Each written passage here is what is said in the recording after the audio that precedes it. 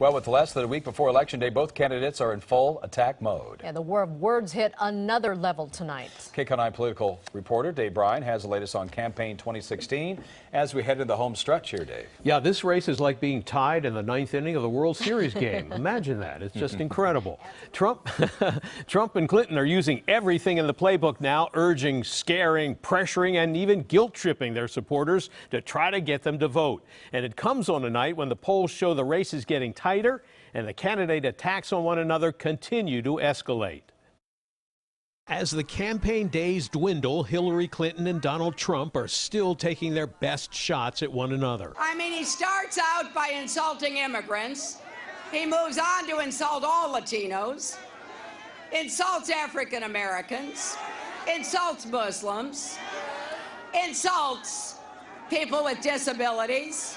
If Hillary Clinton were to be elected, it would create an unprecedented and protracted constitutional crisis.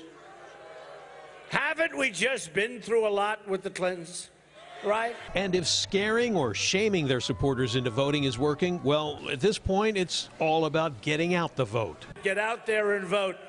Pretend we're slightly behind. You got to get out. We don't want to blow this. Even President Obama, a Clinton surrogate, got into the act on Wednesday at the University of North Carolina, another battleground state. How's this for pressure?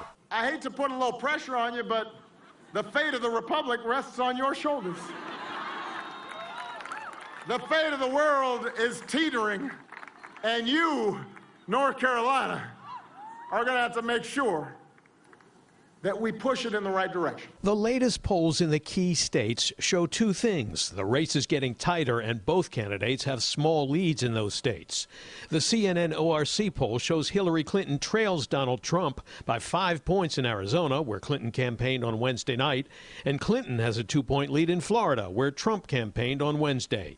And Trump has a 6-point lead in Nevada, while Clinton is ahead by 4 in Pennsylvania. The key to a Clinton win in Florida is the turnout of African-American voters, who made up a quarter of the Florida early voters 4 years ago when President Obama was running for re-election. But this year, the turnout is down so far, under 20%. The African-American vote right now is not as solid as it needs to be. Clinton joined the morning radio appeal on stations with largely black audiences. Tell my folks, why are you and why now? Well, you know, I believe in what I'm doing. In North Carolina, the African-American voters' turnout was lagging after Republican election boards put strict limits on the number of early voting stations in urban neighborhoods until a federal appeals court intervened.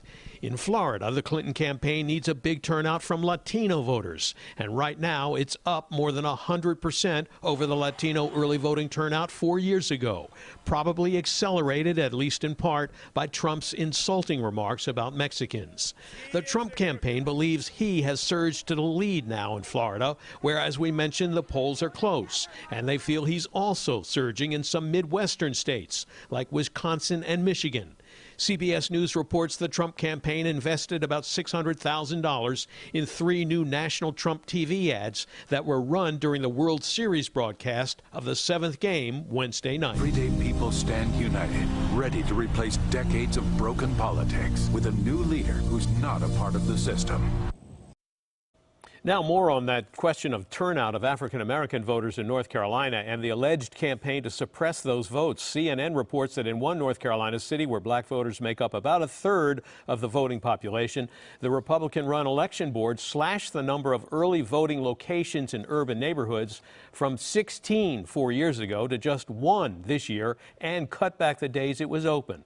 A federal judge ruled that's not acceptable, and more locations were open. Jeff?